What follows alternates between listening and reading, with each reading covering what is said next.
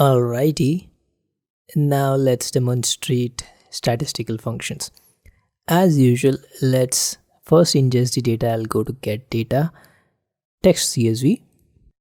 Let's double click on our sales data, which we'll be using for our statistical function today. I'll click on load. Alright, our data got loaded into the model. Now we'll go to the modeling, new measure. Now let's calculate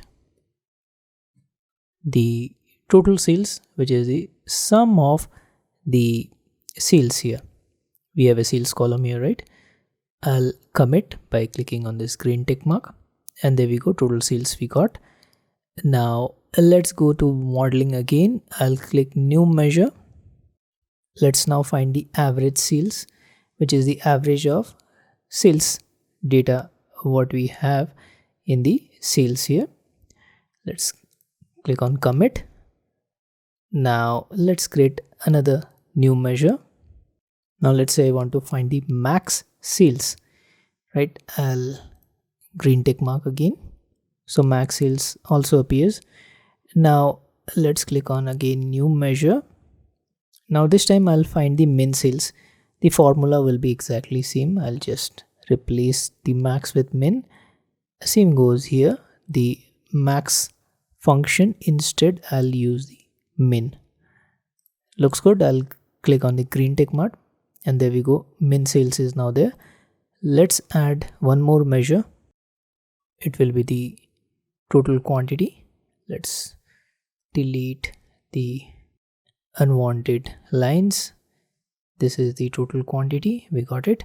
Now let's add one last measure, because we'll be creating one interesting dashboard, and the last one will be distinct products.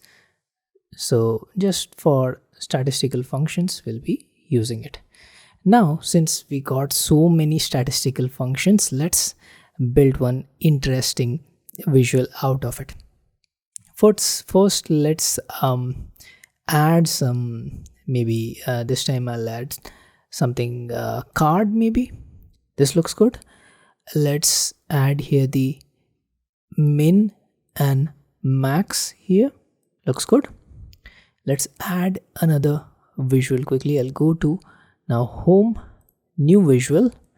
Let's set it up here. Now this, let's add one pie chart maybe this time, and in the pie chart let's select category and total sales, and there we go, we got the total sales of the in a pie chart form. We can use to not chart as well.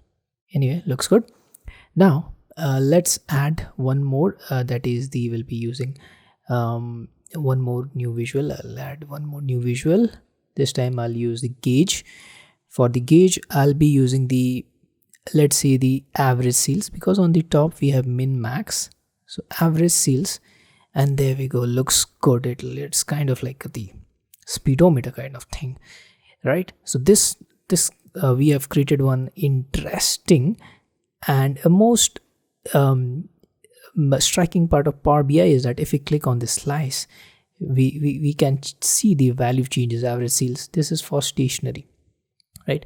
If I click on this dark blue one, this is for something like furniture here. Again, the average sales, min sales, this will change, right? See, the value changes. So this is one of the interesting part of Power BI, where we can get the specific data for a specific category just by clicking on the slices, right? The value will change. Thank you so much. That's all goes for statistical functions. I hope you found it helpful. Let's meet in our next lecture.